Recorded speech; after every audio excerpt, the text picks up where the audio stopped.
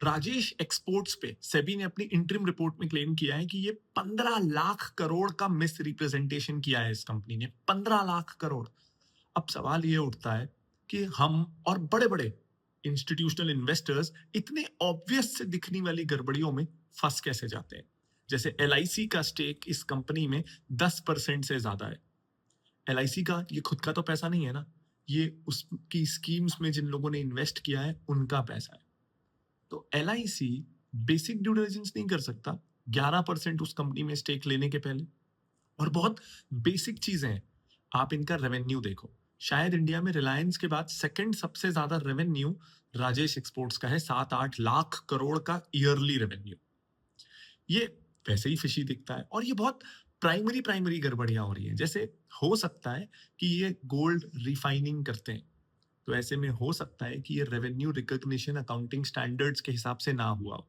जैसे एक usual practice ये है कि आप गोल्ड को प्रोसेस कर रहे हो तो सिर्फ आप प्रोसेस करने वाला जो मार्जिन है, जो एड ऑन आप प्रोवाइड कर रहे हो, सिर्फ उसका रेवेन्यू आप रिकॉग्नाइज करते हो।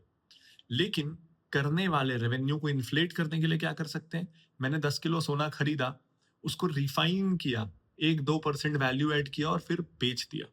तो मैं पूरा सोना जो मैंने बेचा उसको मैं अपना रेवेन्यू मान लूं, लेकिन वो रेवेन्यू है नहीं, सिर्फ वो जो 1 या 2% वैल्यू ऐड मैंने किया वही रेवेन्यू है।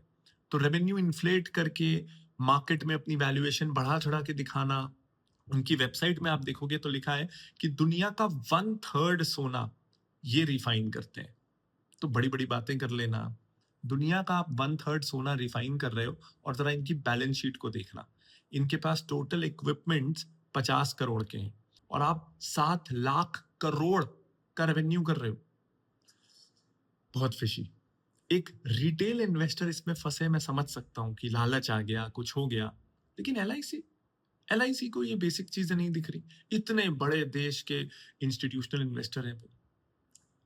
बहुत डिसअपॉइंटिंग है ये, क्योंकि ये लोगों का पैसा है।